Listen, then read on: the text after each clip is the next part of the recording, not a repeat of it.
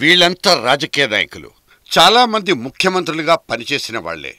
మళ్లీ ముఖ్యమంత్రి పదవి కోసం పోటీ పడుతున్న వాళ్ళు కూడా. అక్రమాస్తుల కేసుల్లో ఇరుక్కున్న పొలిటికల్ మనుషులు. ఒకరిద్దరు మరణిస్తే జగన్ వంటి వాళ్ళు 4 ఏళ్ల నుంచి అక్రమాస్తుల కేసులో ఒక్కొక్క ఆస్తిని కోల్పోతున్నారు. ఎన్ఫోర్స్మెంట్ డైరెక్టరేట్ జగన్ ఆస్తుల్లో ఇప్పటికే చాలా వాటిని స్వాధీనం చేసుకున్నట్లు వార్తలొచ్చాయి. ఇప్పుడు లేటెస్ట్గా ఆయన ఎంతో ఇష్టపడి కట్టుకున్న హైదరాబాద్ లోటస్ పాండ్ను జప్తు చేసుకుంటున్న వార్త సంచలనమైంది. జగన్ పార్టీ, వైఎస్ఆర్ కాంగ్రెస్ రాష్ట్ర ప్రధాన కార్యాలయం కూడా ఇందులోనే ఉంది. ఈ కేసులో జగన్ కోర్టుకు వెళ్లాలని నిర్ణయించుకున్నట్టు తెలుస్తోంది. ఆ మాటకొస్తే రాజకీయ నాయకుల అక్రమాస్తుల కేసులన్నీ కోర్టుల్లోనే ఉన్నాయి. ఎప్పుడో 1990లో జయలలిత మీద, ఆమె సహచరి శశికళ మీద టాన్సీ భూముల కేసు నమోదైంది. ఆదాయానికి మించి ఆస్తులున్న కేసుల్లో 2 సార్లు జైలుకెళ్లొచ్చిన జయ ఆ తర్వాత మరణించింది. ఇప్పుడు ఆమె సహచరి మీద రేపో మాపో సుప్రీంకోర్టు తీర్పు చెప్పబోతోంది. ఇక మాయావతి తాజ్ కారిడార్ కేసు కూడా కోర్టులోనే నలుగుతోంది.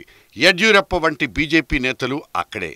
లాలూ వంటి వాళ్లు గడ్డి కేసులో అక్రమార్జనల మీద జైలుకెళ్లొచ్చిన వాళ్లే. శరద్ పవార్ లాంటి వాళ్లు కేసుల్లో ఇరుక్కున్న రేపటి రోజున ఈ దేశ అధ్యక్ష పదవి పొందాలని ఉవ్విళ్లుతున్న వాళ్లే. అయితే ఏ ఒక్క రాజకీయ నాయకుడు కూడా పూర్తి శిక్ష అనుభవించిన దాఖలా లేకపోవడమే ఇక్కడ ఆసక్తికరమైన అంశం. ఏ రాజా అనే 1,50,000 కోట్ల 2G స్కామ్ హీరో ఇప్పటికీ పాలిటిక్స్లో యాక్టివ్గానే ఉన్నారు. కనిమొళి అనే ఇంకో అమ్మనికి విదేశాల్లో టూరేసే ఛాన్స్ కూడా దక్కేసింది. ఎయిర్సెస్ మ్యాక్సిస్ కేసులో మారన్ సోదరులు క్లీన్ చిట్ తెచ్చుకొని పండగ చేసుకుంటున్న పరిస్థితి. లాలూ కేసు ఎందుకు మూతపడింది? ములాయంకు ఇంత స్వేచ్ఛ ఎలా దొరికింది? కరుణానిధి, మాయావతి లాంటి పెద్ద పెద్ద శాల్తీల్ని ఏ కోర్టు ఏమీ చెయ్యలేకపోవడానికి కారణాలేంటి? ఒకప్పుడు జగన్ను వెంటబడి తరిమిన సిబిఐ ఆ తర్వాత ఎందుకు చల్లబడింది? ఇటువంటి ప్రశ్నలన్నీ మనకు తట్టకూడదు. తట్టినా ఎవరిని అడగకూడదు.